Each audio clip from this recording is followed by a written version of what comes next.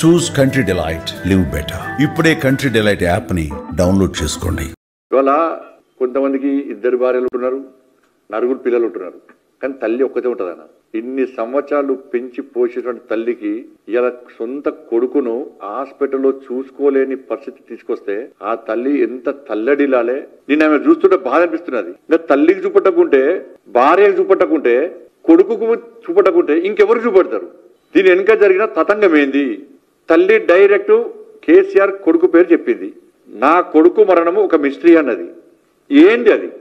ఆ రోజే చనిపోయిందా, అంతకంటే ముందే చనిపోయిందా, కొంతమంది కోసము లేట్గా అనౌన్స్ చేసి డిక్లేర్ చేసిరా?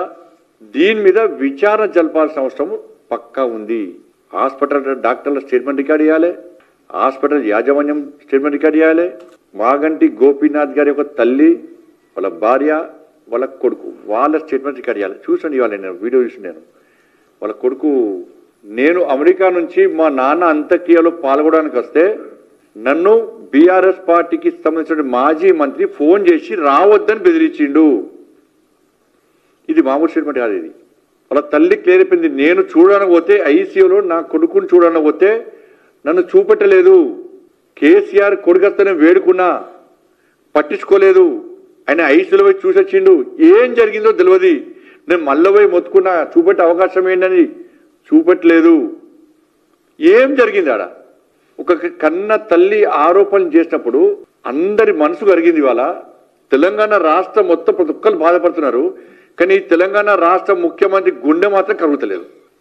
మాగంటి గోపీనాథ్ గారి యొక్క ఈ దిలలో పూర్తిగా ఎక్కడ వివాదమైంది, ఎక్కడ గొడవలు అవుతున్నాయంటే మాగంటి గోపీనాథ్ గారి యొక్క ఆస్తి పాస్తుల విషయంలో కేటీఆర్ కు మధ్య, రేవంత్ రెడ్డి మధ్య గొడవలు స్టార్ట్ అయినాయి. ఎవడన్నా ఆస్తి పంపకాల్లో కుటుంబ సభ్యులు కొట్లాడుకుంటారు ఎవడన్నా, కానీ ఇక్కడ ఆస్తి పంపకాల్లో కేటీఆర్ను రేవంత్ రెడ్డి కొట్లాడుకుంటున్నారు. ఇది 100% వాస్తవం. రేవంత్ రెడ్డి గారికి మళ్ళీ చెప్తున్నా, నీ లోపల నిజాయితీ ఉంటే, నీకు ఏం సంబంధం లేదు అనుకుంటే, నువ్వు కేసీఆర్ కుటుంబం ఒక్కటి కాదు అని అనుకుంటే, ఈ ఆస్తి పంపకాల్లో నీకు భాగస్వామ్యం లేదు అనుకుంటే, ఇది గుండె మీద చేసుకొని చెప్పు. నువ్వు విచారణకు ఎలా ఆదేశించు, విచారణకు ఆదేశించు. నీ పేరు మీద ఏం డాక్యుమెంట్స్ ఉన్నాయో చూపెట్టు. ఎవరి పేరు మీద చూపెట్టు.